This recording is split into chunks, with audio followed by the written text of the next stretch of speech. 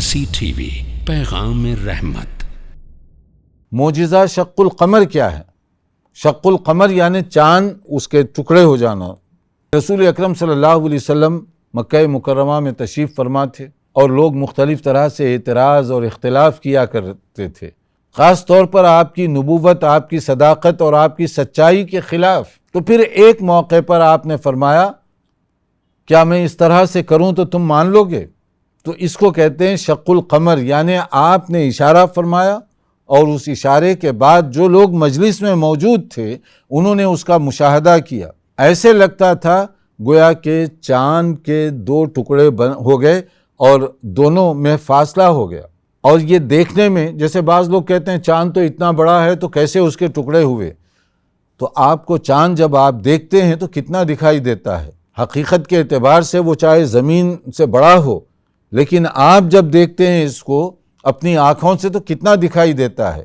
اگر اسی جو دکھائی دینے والا چاند ہے یہی اسی کے دو حصے ہوں اور دو حصے الگ الگ ہو جائیں، وہ لوگوں کو دکھائی دیں، تو کیا اعتراض کی بات ہے؟ اور پھر اس کا ایک بہت طویل دورانیہ ہے جس کے اندر بعض لوگوں نے اس کا مشاہدہ کیا، اور مشاہدہ کرنے کے بعد کچھ لوگ جو مسلمان ہوئے یا کچھ لوگ جو جستجو میں پڑ گئے وغیرہ وغیرہ۔ مگر یہاں صرف اتنا ہے جو قرآن کریم کے اندر بھی جو ذکر کیا گیا کہ معجزہ شق القمر جو ہے یہ بہت مشہور ہے۔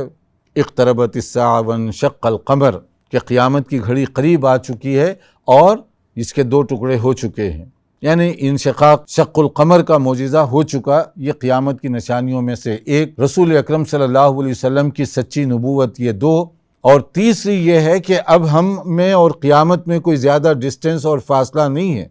اب قیامت اتنی قریب آ چکی ہے کہ کبھی بھی وہ لمحہ آ سکتا ہے۔ اللہ ہی جانتا ہے بہتر کہ کب آئے گی، لیکن اتنا ہے لعل الساعة تکون قریبا، شاید کہ قیامت کی گھڑی یہ بہت قریب آ چکی ہے۔ مرسی ٹی وی کے مزید ویڈیوز کے لیے ہمارے چینل کو سبسکرائب کریں اور بیل آئیکن کو کلک کرنا نہ بھولیں۔ جزاک اللہ خیر۔